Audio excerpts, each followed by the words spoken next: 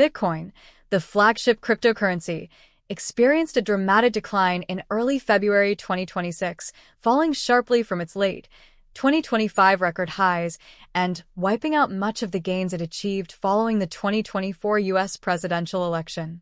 This sell-off has reignited debate about the viability of digital assets as both an investment and a store of value.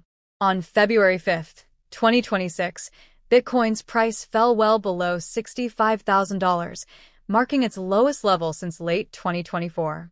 Earlier in 2025, Bitcoin had reached an all-time high above $126,000, fueled by strong institutional interest and bullish investor sentiment that was partly tied to expectations of pro-crypto policies following the re-election of U.S. President Donald Trump. However, by early February 2026, those gains were largely erased as prices declined nearly 50% from their peak. The cryptocurrency briefly dipped below $64,000, underscoring the severity of the downturn. This move not only erased post-election gains but also sparked concerns that Bitcoin may be entering a deeper and more prolonged correction phase. Bitcoin's slump did not occur in isolation. A broad sell-off in global markets, particularly in technology stocks, weighed on high-risk assets across the board. The downturn in equities, combined with growing pessimism about economic conditions and the outlook for risk assets, contributed to Bitcoin's price pressure. Market analysts pointed to a combination of liquidations of leveraged positions, reducing investor demand, and a shift away from speculative holdings toward traditional safe havens like gold and other commodities. The retreat in risk-on sentiment hit cryptocurrencies especially hard, as investors reassessed their exposure to volatile assets. Institutional flows also played a role in Bitcoin's decline. Spot Bitcoin exchange-traded funds, ETFs, saw significant outflows in the months leading up to February, signaling that institutional investors were withdrawing capital from cryptocurrency markets. Analysts suggested that this reducing capital inflow diminished support for prices, especially at higher levels.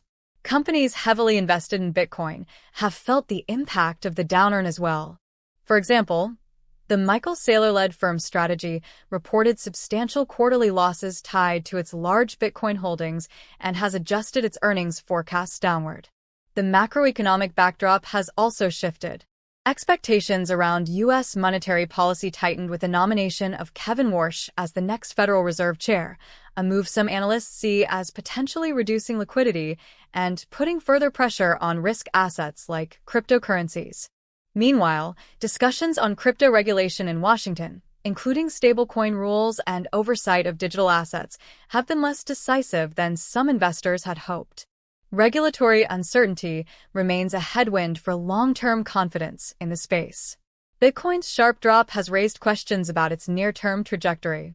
Some analysts view the move as part of a broader market correction and potentially even the start of a deeper retracement. Others believe that long-term holders might help stabilize prices if sentiment improves.